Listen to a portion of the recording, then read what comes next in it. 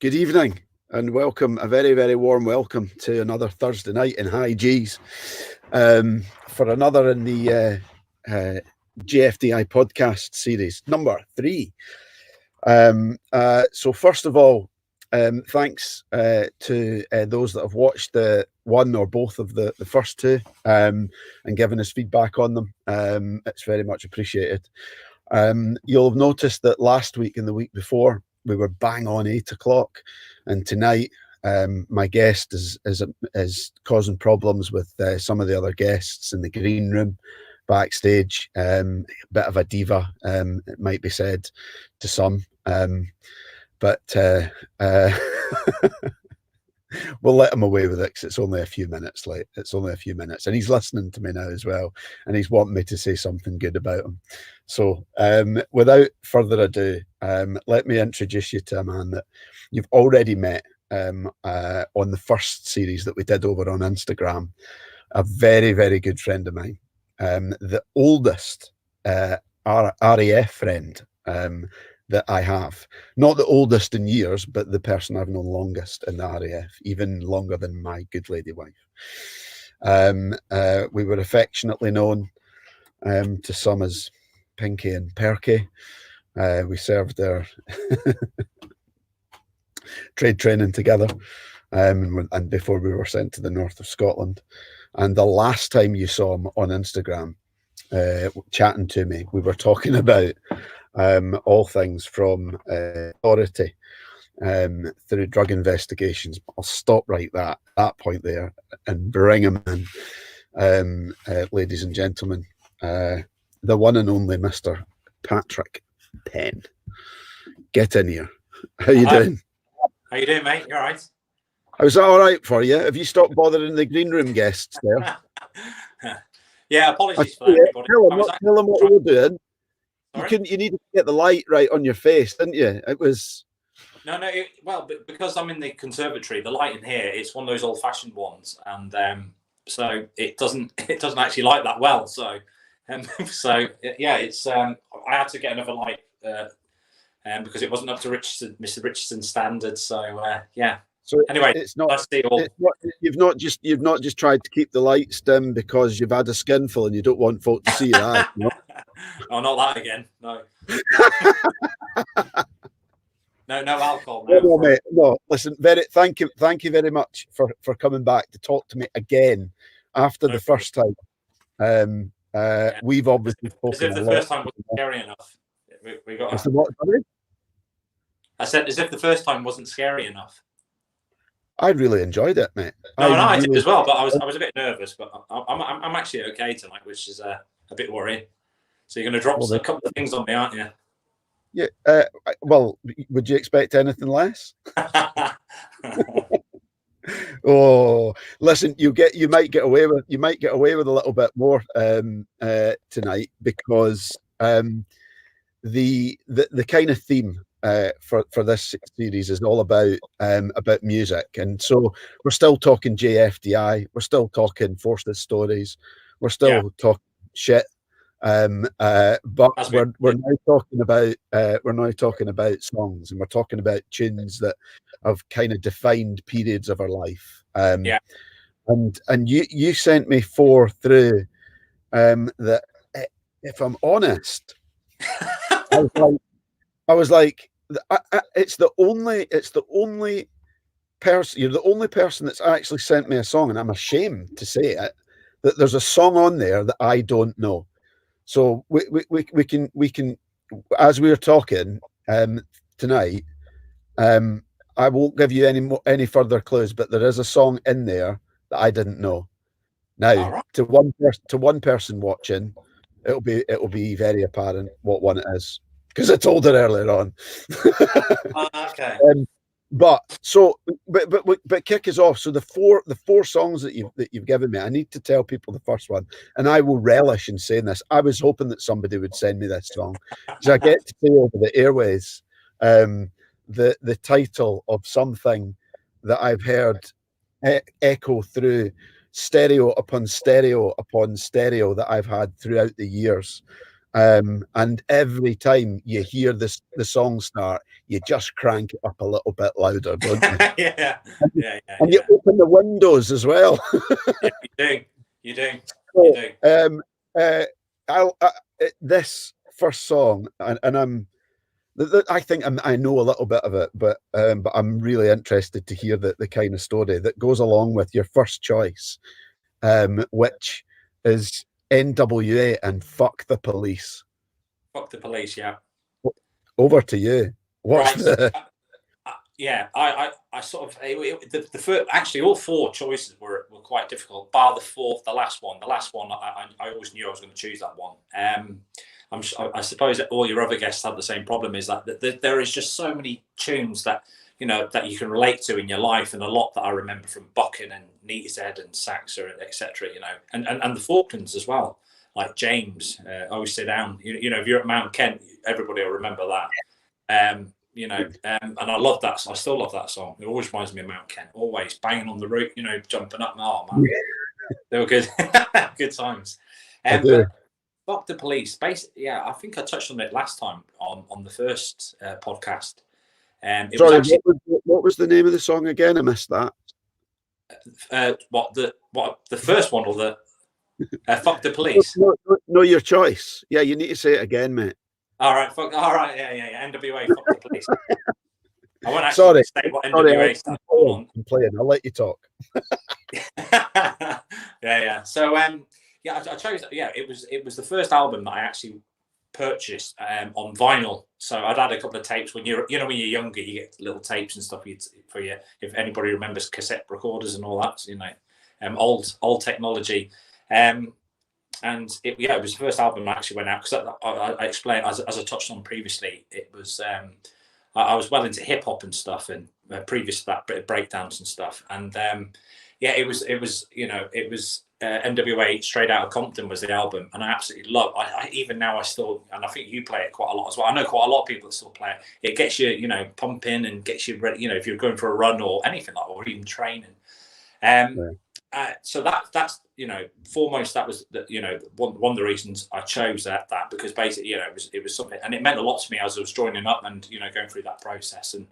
But it also means a lot to me because it was the song that Stretch Bolan, my good friend James Bolan, was playing as PNSS were going around my room searching with a sniffer dog, pumping it out, honestly. And at that time, I remember, as I touched on it before, I'd just come off nights, I'd had an hour's sleep, and then they'd pulled me out of my bed, took me on a detour, George Walker and Big Al, and then I'd had hours of interrogate. Then they'd pulled me back, and I was feeling, pretty low at that point, and a bit like, oh God, I needed a bit of a pick me up, a bit of a positivity, and all I heard was this. Fuck the police and all this coming out, and I was like, oh man, I had such a big smile, and you see the PNSS post, and I had a big grin on my face, honestly, and that really picked up my what's the word I'm looking for? My spirits. That's it. Yeah. So that gave me a right lift. So I went back a bit more cock a hoop, to get interrogated again for hours more. God, they were joyful times. But yeah, so that's that is one of the reasons. Well, that's why I've chose it, because I appreciate what Stretch did for me that day, because that really did pick up my spirits when I was right down on the floor. So thanks for that, Stretch. I'll never forget that. There was quite a few spirits that needed to be raised around that time, wasn't there? Yeah. As well, or like, let's say 4 months down the line. There was quite a lot, wasn't there? When work consisted of canteen duty or gate guard, that was your two choices, because you weren't allowed to do anything else. No. So did you start playing that game where you would, if you want to have a day in the canteen, you would just come in your blues because they couldn't put you on the gate? Sorry. I can't remember who it was. I can't remember who it was that eventually rumbled that me. They were like, Richardson, this isn't a fucking holiday camp, you know. You don't get to choose what you do. And I was like, well, I mean, why not? You You were know, obviously like smarter than everything me. else. You were ahead of the game. I didn't do that. I just did as I was told, as always in the RAF. So if I was told to come and My arse, you did. no, sorry, it's Yeah, that way, isn't it? You tell yeah. Adrian, I'll always do it. Oh dear. So I was always on gate guard, and in a perverse way, you know that you actually see the police more, the RAF police more than what you do anybody else, didn't you? Because you're on gate guard, you're on, and I actually did get to know a couple of the coppers. And they were all right. They were okay. Mac, do you remember Mac, the Cockney guy? Yeah, Yeah, he was all right. Yeah, because he left his pistol. Do you remember? And yeah, the sergeant found it, and he got on the shit for that, didn't he? So oh, yeah, yes, indeed. like A good friend, Toddy, as well. yeah, he was all right. Yeah, he was, and the Yeah, guy. he was a top-notch policeman, and Yeah. and there you go. I've said it. But he was the only one. No, there was a couple that No, obviously I wouldn't. no, there wasn't. I didn't trust them as fucking far as I could throw them, but and if ever they were asking questions, I'm like, yeah, I'm not going to tell you anything, mate. So I guess see what we're saying. I'm just encouraging you and teasing you here because it kind of comes right back full circle to the whole. It's like, well, you chose that song for a reason, and it's kind of showing through in your character just a little bit. We touched on that last time, didn't we? Do you think perhaps we had a little bit of disrespect or for authority? Not maybe. Was it knowingly? Maybe. Yeah. I think they could work that one out. If you're playing fuck the police, for smoking at a supposed joint. I didn't do this, Pat, last time. So, just before we move on, right? Because we're now bordering on territory of we've talked about NWA. We've looped in our white top friends. Snowdrops. It's snowdrops. Yes. Yeah. It seems a good time to introduce you to some of your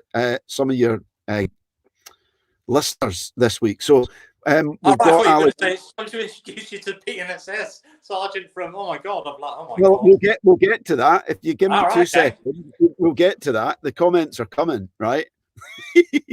And the last one is an absolute belter. So we have Ali's on tonight. Said Pat Penn, legendary fellow. Can you see it on the screen? Yeah, no, I haven't got my glasses on, mate.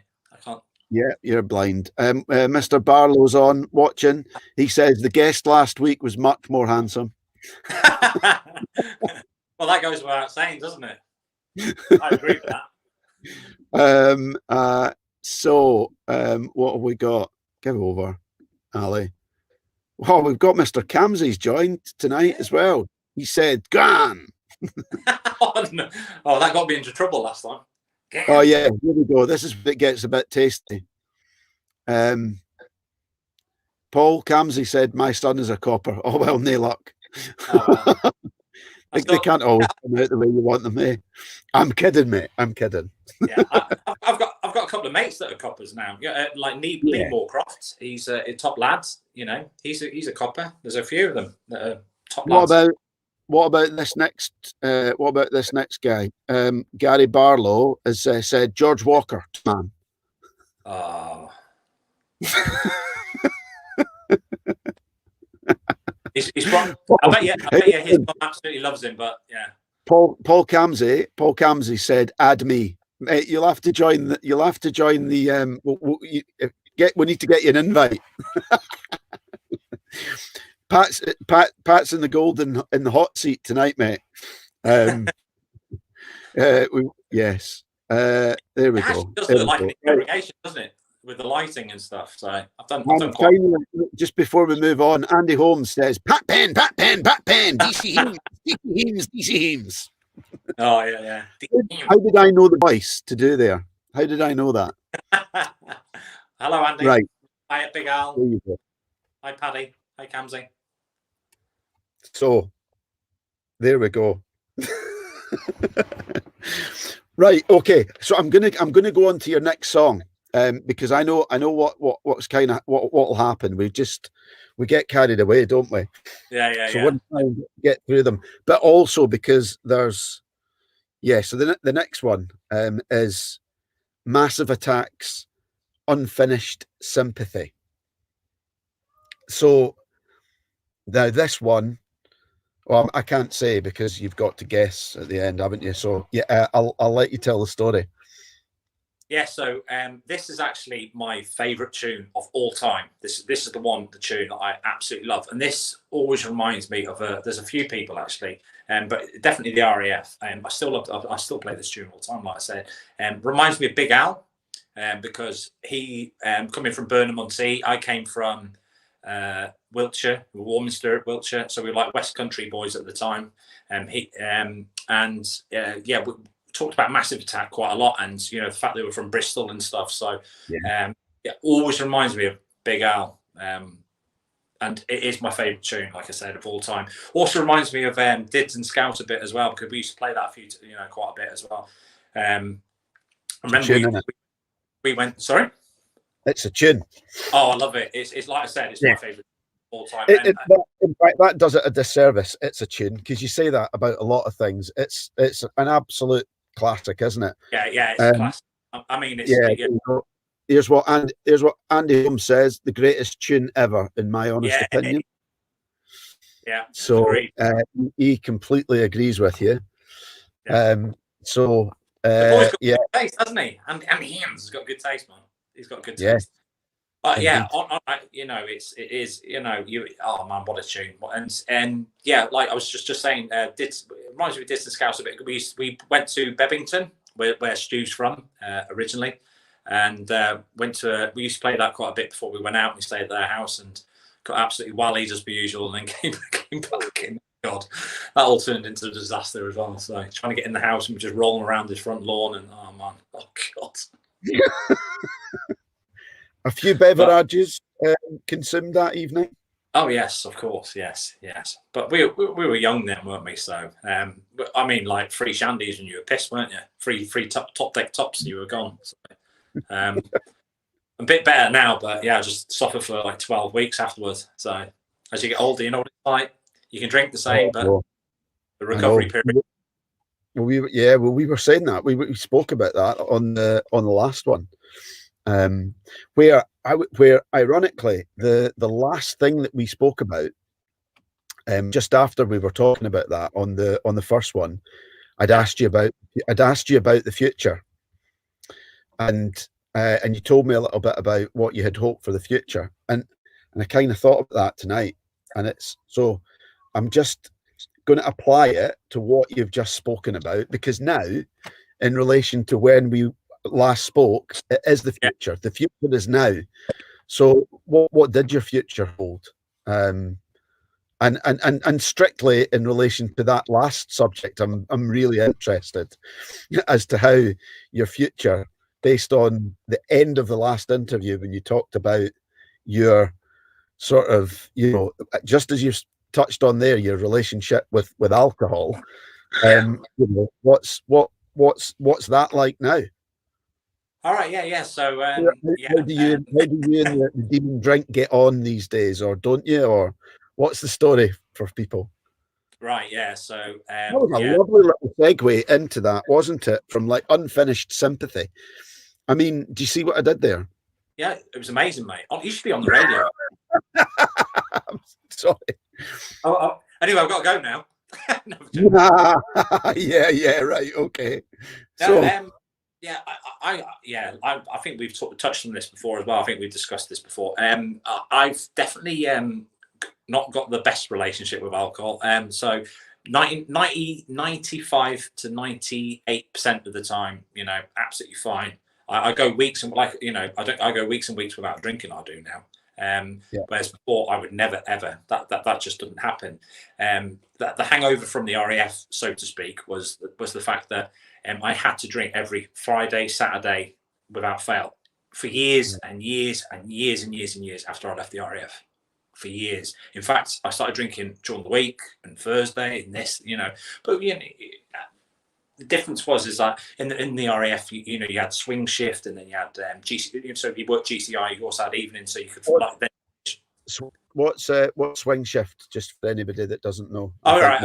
I think most people on here will, but oh yeah. So we were all ASOPs, weren't we, mate? The finest ASOPs you could possibly train. What are you laughing at? And yeah, so you actually did 2 days, 2 12-hour days and 2 12-hour nights. And then swing shift was basically the second day. So you're going into night, so you could have a bit of a lie-in.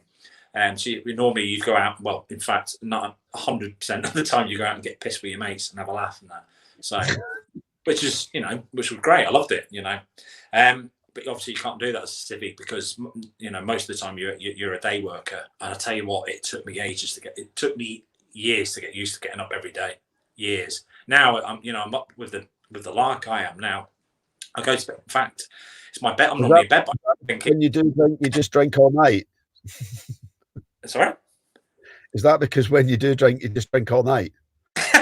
What now? Yeah. Oh well. Oh yeah, I can do. So yeah. No, that's not what you were supposed to say. No. But I could. I think we're all beer monsters still. But yeah, so in the RAF you had that, but you know, for a long time then after I left the RAF, I was just going out and getting wasted every weekends and just going out and, you know, just as you just do, don't you? It's just the way. I think a lot of it was just habit as well. It's just a bit of habit. A lot of it was because my job and my job is still very stressful, but I've got other coping mechanisms now, but we'll go into that a bit later. Yeah. I would, just get absolutely wally, basically because I was, you know, unhappy and stressed, and, you know, and it was a crotch to support me. So, but then, you know, I've met Nikki, and my drinking is, I mean, it's like gone way down. I go, like I said, I go weeks without drinking. So, and we had a really good chat, and you said some things to me that really rung true to me about, you know, do you control alcohol or does alcohol control you? And I would always say I control alcohol, but when I thought about it and some of the things you said, I went, actually, that's not true, because there is still the odd time where, you know, once I get to a certain point, I cannot stop, and nothing will stop me. No matter what anybody says to me, I will carry on drinking and drinking and drinking and drinking. So yeah. Which is sorry, it's very self-destructive. Yeah. So first of all, I just want to say to you, wow. I think I might have said something similar last time and around some other things that you said, but to tell me and to tell the other watching what you've said in this, even in today, this day and age, even now, I still think, given the whole work hard, play hard ethic that we were kind of, you know, born into, discipline through and through, you know, that what you're saying there's going to be potentially people listening that are like, what's happened to you? What there are still, I know, because, you know, I've had a similar relationship, but that to actually say that is commendable and brave, because you're right, but you're absolutely right. And I think that there's still a number of people, and let's say the only reason I say this is because I've been there myself. Still a lot of folk today that have come out the military, or they might have been out for years, and they're still living, and I can't say it any softer than this, an illusion that they have got control over their relationship with alcohol. Now, I wouldn't even like to calculate the percentages, although I could start quoting some data that I'm not gonna. I think it's pretty high. Because it's about you tonight. No, it's about you tonight. But it's a really, really important thing that you've spoken about, because a number of people that come out that do, you know, have a problem with drink and they don't tell anyone about it, or worse, they don't even think that it's a problem, is still scary high, mate. Yeah. So to be able to be having this discussion with you, I'm freaking proud of you, because I had a few eye-opening moments, and for you to be saying what you're saying to me tonight, fair play to you, mate. Honestly, because it's not. Listen, what we spoke about, the perception of others, Yeah. you know, um, and that's what I was kind of coming on to there, in and around, you know, what people see, what people, think, what, and especially what we've been doing with reconnecting people, Yeah. uh, is that I know, because I laugh at it now, because it's like, you know, I know what people thought me back in the day. I didn't care then, and I've said I don't care, but I think we all do. But all we No. can really do now, all we can really do now is, be proud of the person that we were, and for the lessons that it's taught us. We've all Yeah. changed. And for anyone that doesn't see that, when they meet, virtually as it is now, then that's cool. We can understand why they've had that perception. But it's a really interesting one, because it's like, a lot of that is that's all you and the person you were, Yeah. And But I'm being honest here, Pinky. If you and I were looking at ourselves in the past, we were little shits, weren't we? yeah, If I came across me now, absolutely. I thought, Yeah, God, no doubt. you're a right little bugger. You are right little. But I joined up 17. You were 17 or 18, I think, when you joined. Yeah, I'm like 16 days shy of being 18. Yeah, we were so young. I mean, you're still a child at 17. So obviously there's a lot of growing up still to do. God, I'm still growing up now, to be honest. But yeah, I don't think blokes truly ever grow up. To be honest, we still have that bit of mischief in us. But that's what makes us who you are, though, doesn't it? So, but it is. It isn't. But yeah, the only reason I said that is because what you said, absolutely, that was one light bulb moment when I thought, actually, that makes sense. That does, because Yeah. because most of the time I can control. Like I said, I'll go out, I'll have a meal, I'll have share a couple of bottles of wine, and I don't, I'm fine. I'm happy with that. I can go weeks without it. That shows I'm not alcohol dependent, which thankfully, I'm not. But the control thing, that I didn't really think about that before until you mentioned it, and I thought, actually, that's true. Because if I can't stop myself, then I've got no control. I've lost control. So, and what sort of, when you were sort of thinking that through, what sort of questions were you asking yourself? What sort of, how were you framing that in your mind to kind of get a sort of definitive answer? Well, in the past and for many, many years, I just made excuses for that. I just made excuses. Oh, there's nothing wrong with it. You're just having a laugh. Everybody does it. All that sort of stuff. In denial. That's what it's called, isn't it? You're in denial. But but I think as you get older, you get a bit wiser. Or guilty by association, as I've heard said in the past. It's like, well, if so and so, if all my mates are doing it, and everyone else is doing it, then it's fine. That's cool. It's just expected. That's what that's the norm. So it's cool.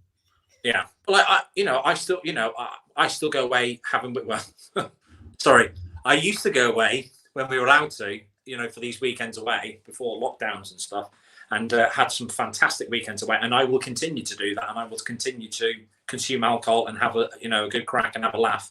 But what it is then it's learning to control. I've got to be able to control. So if I want to stop, I should be able to stop. Yeah. So that's the next step. Once I've got that, I'll be happy. When I've got that control, I'll be happy. Yeah. Because I get to a point where, wild horses can stop me. If I want to drink, I'll drink. And that's when you start getting depressed and you start thinking of the past. All that sort of stuff. And then there are going to be repercussions. anxiety. You're going to feel dreadful for days. Your body, it's not good for you, mate. It's just not good for you. Yeah. So, but yeah, hold on a minute. Sorry. I was just about to do a dance for everybody. Good job. It was only a couple of seconds. Yeah. Yeah. No, I know exactly what you mean. Know exactly what you mean. And it's so what's next then? What's the what are the next steps there?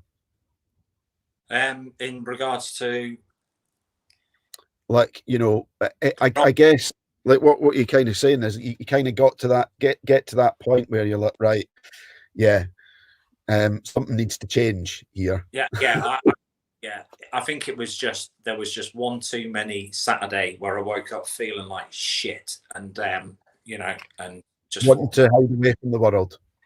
Huh? And wanting to hide away from the world.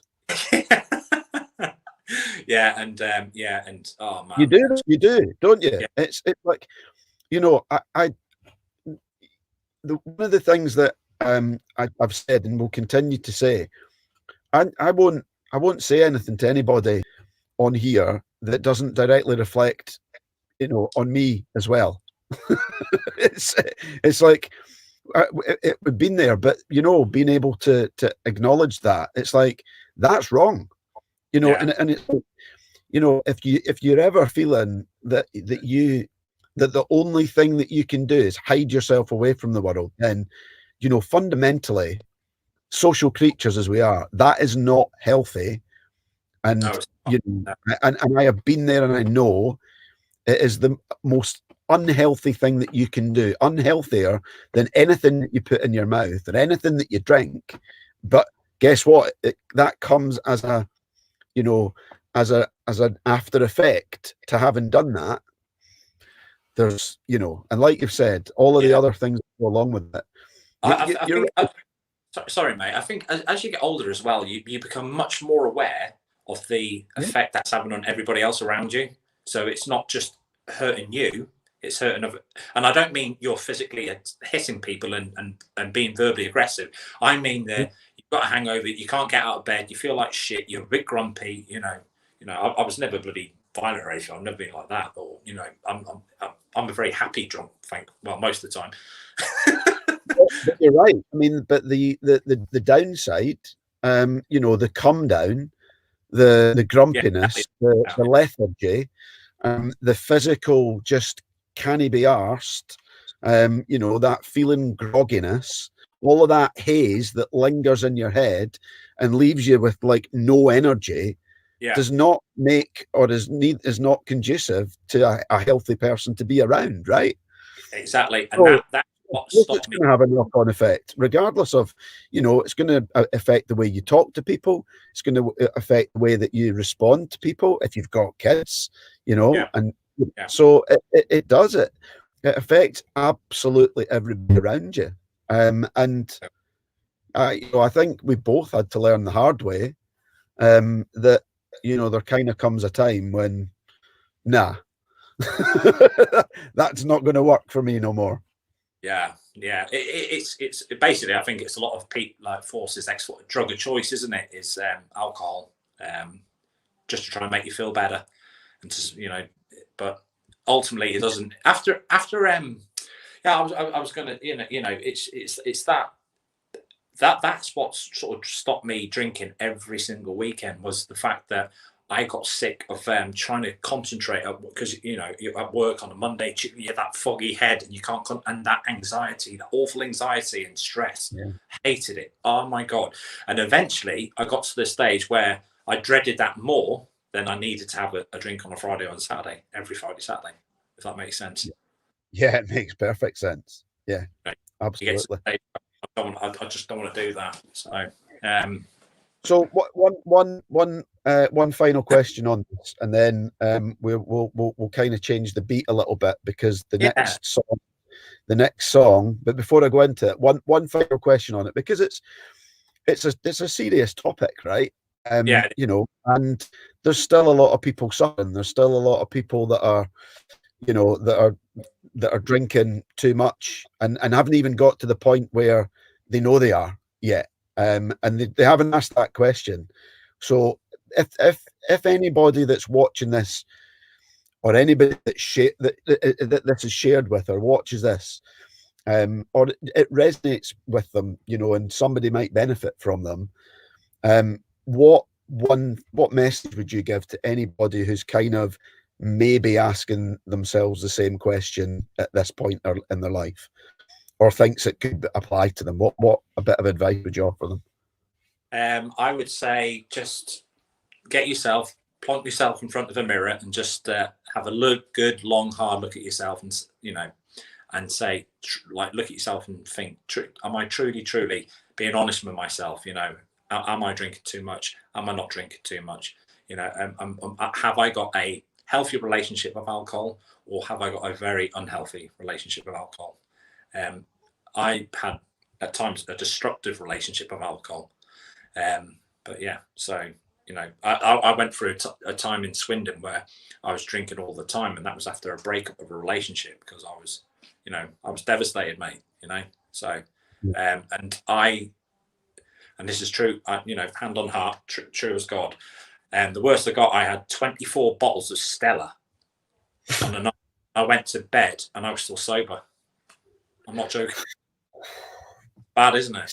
See, I laugh, and yet, that's not funny. No, it's not. No. Crikey. Mate, thank you. I think that a very good bit of advice there at the end. I'm gonna. This would be the point where if we were like had our own studio and we were on the telly, I'd cut an ad at this point, and then we would come back for the next part when I know, see, the things that I'll do to segue things into the next thing would be to then bring in the South Street player, and who keeps changing your mind, but not just any version. It has to be which one, Mr. Penn?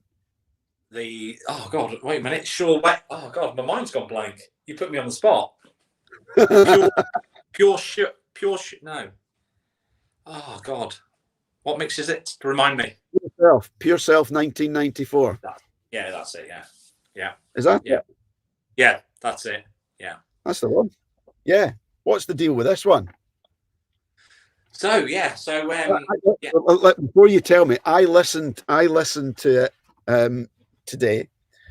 Yeah. Before we came on air.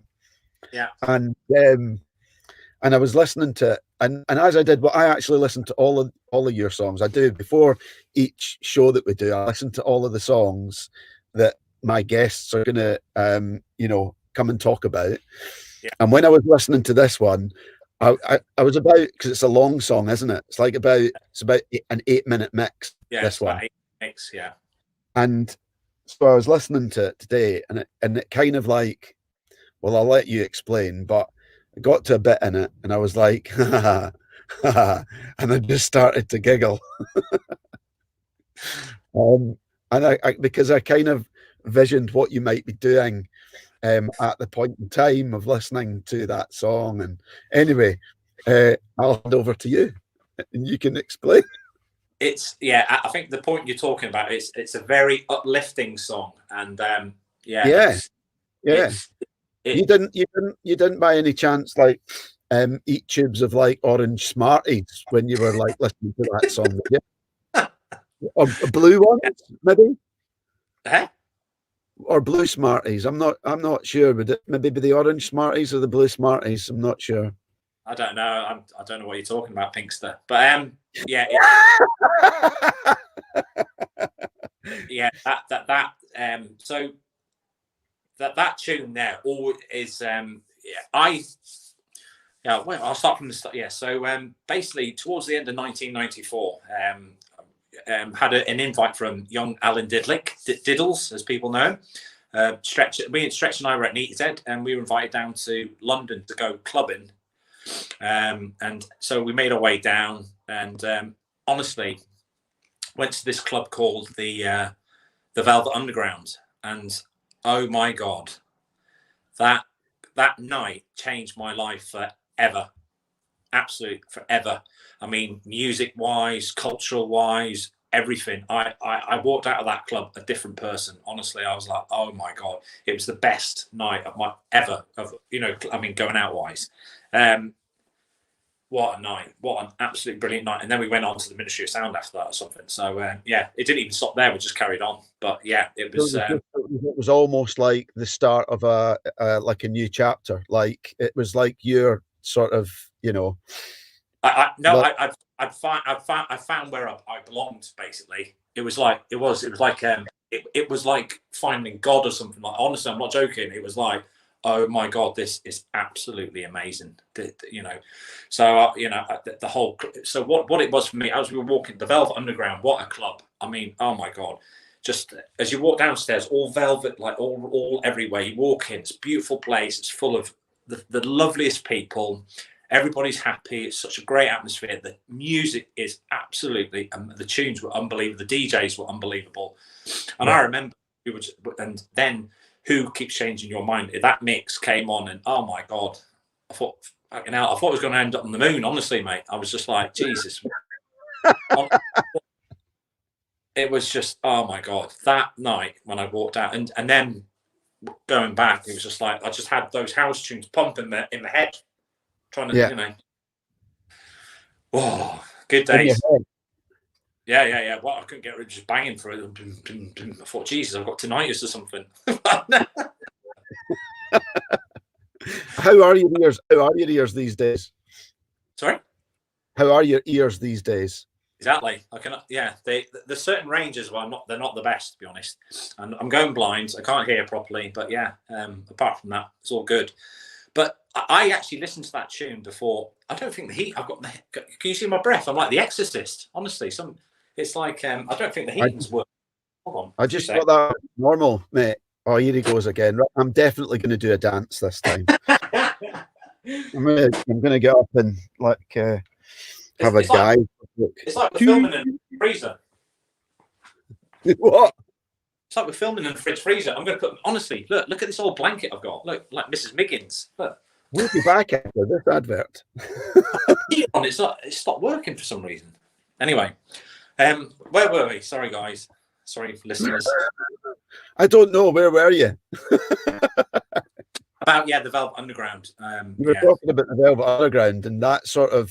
So what at that point then? After that, and it was like you've gone to the moon, big light bulb moment. What sort of music did you start listening as a result of that? Sorry, Pink. So I listened to that before. I was making sure it was the right mix and stuff.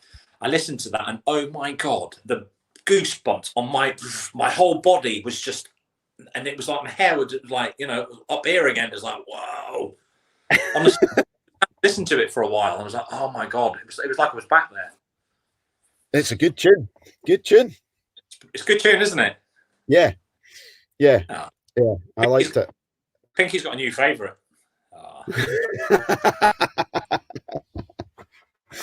Yeah, it was. It was just. It also. It made me think of when I was into it. You know what I'm going to say?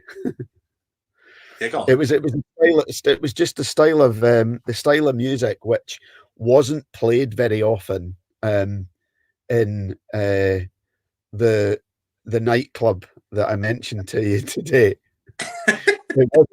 but on occasion, because the waterfront in Norwich. It played a lot of indie, didn't it? Quite a lot. But on the odd occasion that they did throw an all-nighter, there was some naughtiness and late nights had in there, wasn't there? There was, Pinky. I like you. What do you remember? What do you remember about the waterfront in Norwich? That was a bit mad. I met the most strangest and most wonderful people in there as well. Just absolute nutters as well, running around that place. But I think I actually came across you in there one night as well. You did actually. We went in there one night. We went in there together. We had a few pints beforehand, and then we went in. And I think we left at about, I don't know, maybe about 5 o'clock in the morning or something. Oh, I do remember it well. And did we go back to your house? I think we did actually. Yeah, I think we did. Hold, now it's your turn to hold. You've got to do a dance. No, I'm not. No. I don't know what the hell's wrong with the heater. I don't know why it's going. No, it's worth it. It's worth it. Look at this. Look what I've got here. Oh my God. All right, the Supernaturals. Do you remember them? Yeah. All right, and look. Oh my, yeah, the waterfront. Oh wow, is that still there? Is it the waterfront? So, I don't know. I don't know if it is or not. Oh man, I'd gone to see them, and I pulled it off the wall on the way out. Yeah. So, yeah, there you go. Yeah, but we did go down. Sorry. What memories do you have of that place? Oh yeah. Oh, wonderful as well. You know, I went in there, had some good time. There was actually one time I went in there with a couple of lads, and I just lost about 8 hours of my life, mate. I was chatting to this girl all night because I'd hardly danced. I was just chatting to her. Took a number, etc. I didn't, I think she could have been the love of my life, and I can't remember any of it. Honestly, it's just a mental place, absolutely mental. So, never did find, she was mentioned a couple of times, but yeah. But yeah, it was great. You know, that was, there was some decent DJs down there as well. But it's so after that, that's why I mentioned that tune. But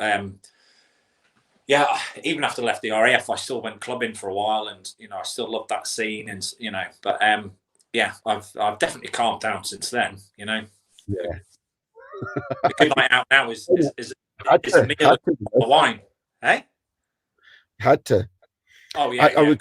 What I was gonna say there was I think you had to. We had to. What I was almost going to say, well, because if we didn't, kind of might have ended up dead. And thinking that, I often giggle because do you remember? And as much as it's very, very sad. Not want to take the tone down. We've lost so many ex colleagues in the years since we all met.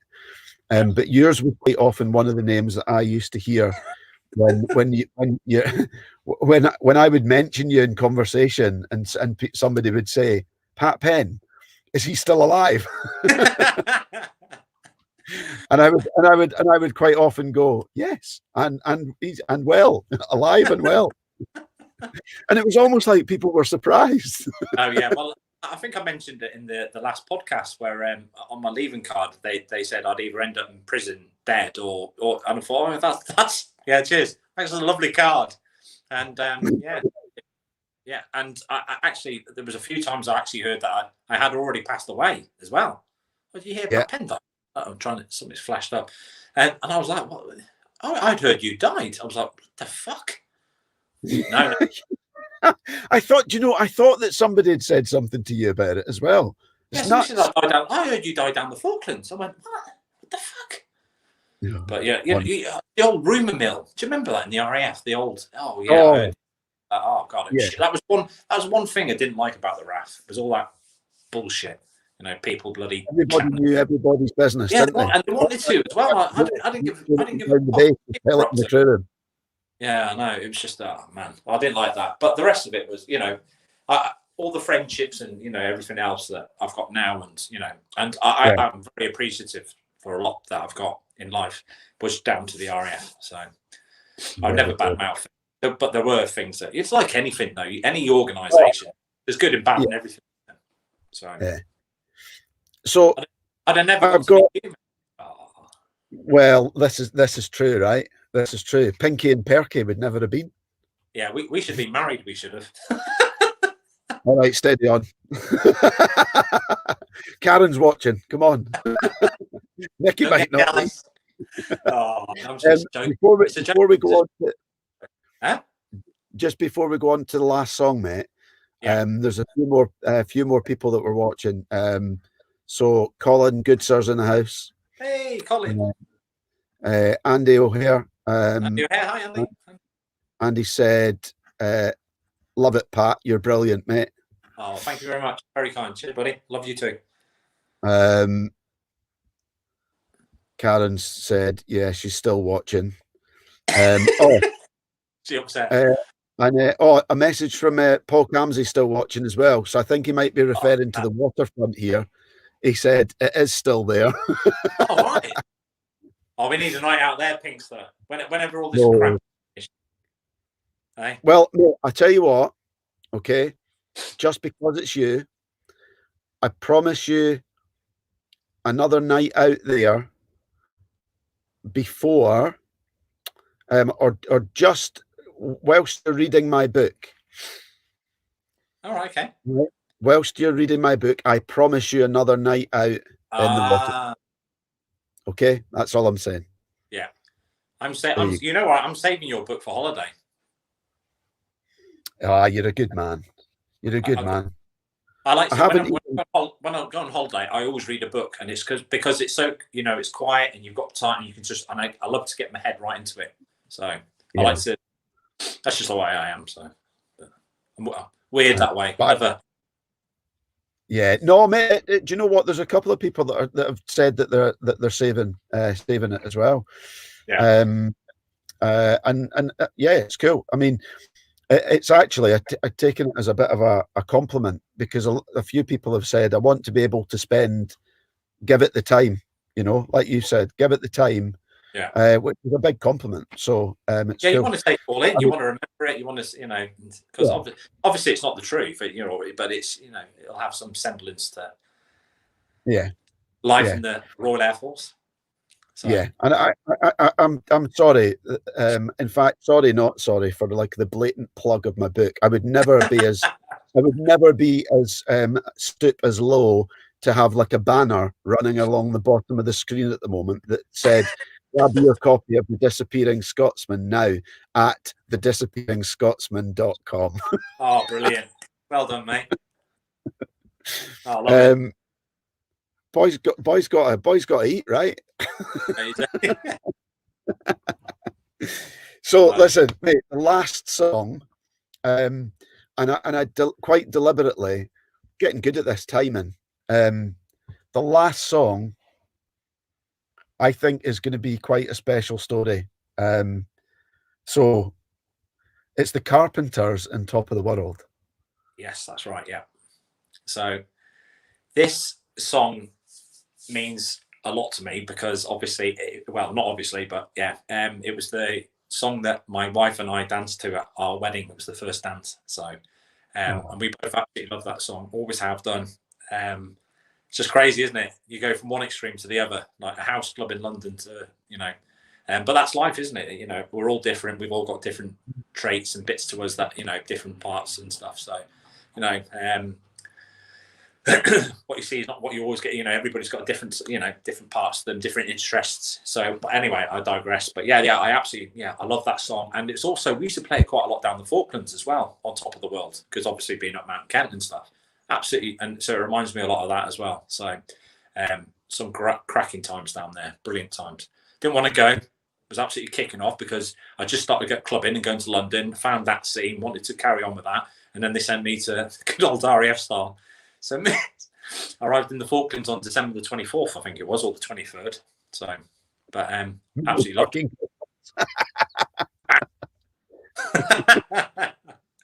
But anyway, yeah. So, my wife and I love that, and my wife has been, she's been amazing. So she's definitely changed me for the good, for the better. I always say we like yin and yang. She's the good, I'm the bad. We're like, but she's very. My wife is very good at she just keeps me calm and injects me to keep me. No, she's So that's a lovely story, and I think that it's just shows another side that many people won't have seen. to you. A lovely, lovely, lovely, lovely song. Oh no, it is, mate. And and she, when she's my absolute rock, mate, and I absolutely adore her. So I love that. I love her more than anything. Well, apart from Bella, my dog, I love her the most. But Nikki knows that, don't you? I remember the first time that you said that to me, and I was like, "You're not saying that within your wife's earshot, are you?" And you were like, "You said you went. It's all right. It's all right. She knows. She knows." Yeah, but Bella was on the scene more. Bella's 15. So I know. Obviously, I love my son more than anything, but they're all together on the squash ladder. You're number 4. Oh, come on. you're number 4. No, but you're right as well. I mean, we've had a number of conversations, quite a few friends of late, a number of friends over the last sort of few years, increasingly have dogs, and I've spoken to a lot of them. Never really been keen on having a dog myself, but speaking to them, you kind of like, that's like getting a dog is like, that's not like just getting a pet. That's like adding to the family, really. Yeah, it is. I understand that more the more that I speak to my friends that have got dogs. So yeah, and I'm sure that will resonate with people as well. That No, they are completely, honestly, mate. They're a member of the family. Bella has, like she's been in my life for 15 years. A lot of the time it was just me and Bella in the house, and for a long time. Yeah. I remember you saying to me on the phone that she was there for you when you were going through like the rough time with another relationship. Yeah, it's true. Yeah. So and she and the great thing, anybody that's got a dog will know this, but no matter what mood, no matter whatever's happened, no matter, you go in that walk in the house, and that dog will give you unconditional love every single time, and makes you feel better, and so she's next door at the minute, little monster. So. But yeah, she's what a lovely way to kind of draw the evening's proceedings to a close, is by being able to spend a couple of minutes just paying a little bit of tribute to your dog.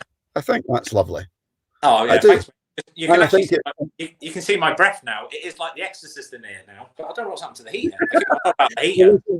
So before I let you go, remember. NWA, fuck the police. Would you like to say it one more? Fuck the police. And then Massive Attack, Unfinished Sympathy. Yeah. South Street Player, Who Keeps Changing Your Mind. Yeah. And then the Carpenters, Top of the World. Yeah. So remember at the start of the show, we'll call it that now, shall we? We'll call it the show. So right at the start of our chat, I told you that there was one of these songs that I didn't actually know or hadn't listened to, hadn't heard of it until you sent me this list. What song do you think it is? I think I've given away plenty of clues. Let's see. Oh, Hammy's joined. Whilst you're thinking about it, Hammy's joined as well and said hello. I think he's telling us to shut up Hammy. As well. He says blah, blah, blah, blah. Thanks, mate. How do you do, fellas? How do you do, Hammy? How you doing, mate? And just going back, I'm giving you a little bit of time to think. I'm just going to say thank you. I think it is. That's one you haven't heard of. That mix. Do you think so? Yeah, you're right. You're right. Yeah, that particular. So, and you enjoyed it, didn't you? It is quite long, but it's. Yeah, I loved it. Yeah, I loved it. Really, really liked it. I was surprised I hadn't heard of it, to be honest. But yeah, there you go. So I've got one more question I'm going to ask you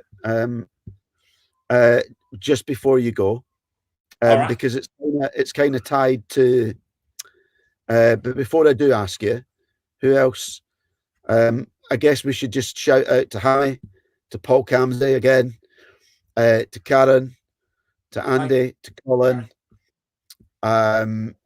to Gary Barlow, to Andy Holmes, to Ali Back. Ali Back. And did I say Gary Barlow? I think I've said his name twice. haven't I? Good old Yeah. man. So Is that loads good? of folk joined us tonight, mate. I've had an absolute blast again. Yeah, so I. I've loved it. But let me finish by asking you, in nice in closing, we spoke a little bit about the meaning behind top of the world to you. But what do you do now to stay on top of the world? Basically just carry on the way I'm going at the moment. Training hard, living a healthy lifestyle, drink loads of water, eating well, maintaining relationships, continuing to connect with people that have with making sure people are good.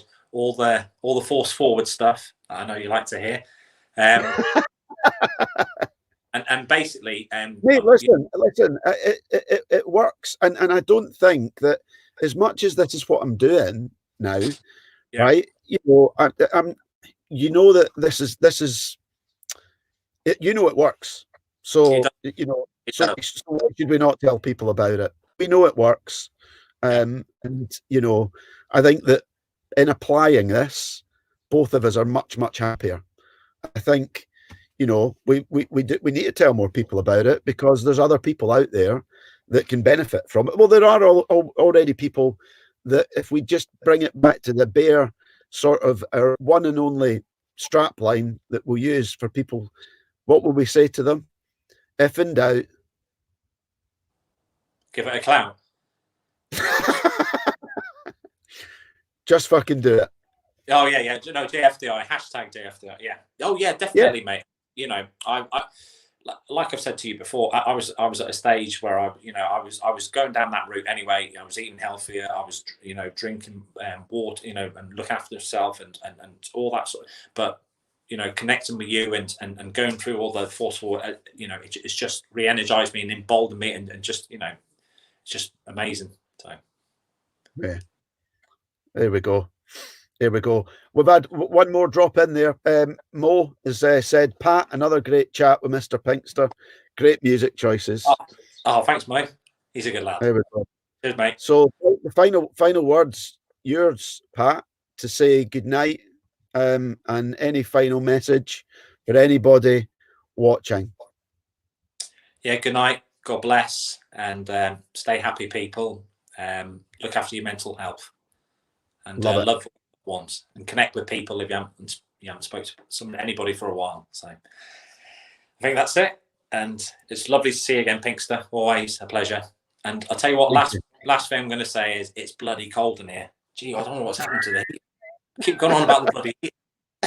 You can tell I'm getting old. Look at me old blanket. You're in the conservatory. I'm in the loft. Yeah, well, the heat goes up, doesn't it? I'll walk and I've into got a heater here to be fair as well. Right, listen, stay in the green room, and we'll have some after show chat. But for now, for everybody that's tuned in, Pat, thank you very much indeed. Everybody's enjoyed it. It's been brilliant. Who knows? We might have a series 3, eh? In the meantime, people, JFDI. Pinky and Penny out. See you later, mate. Take care. Bye.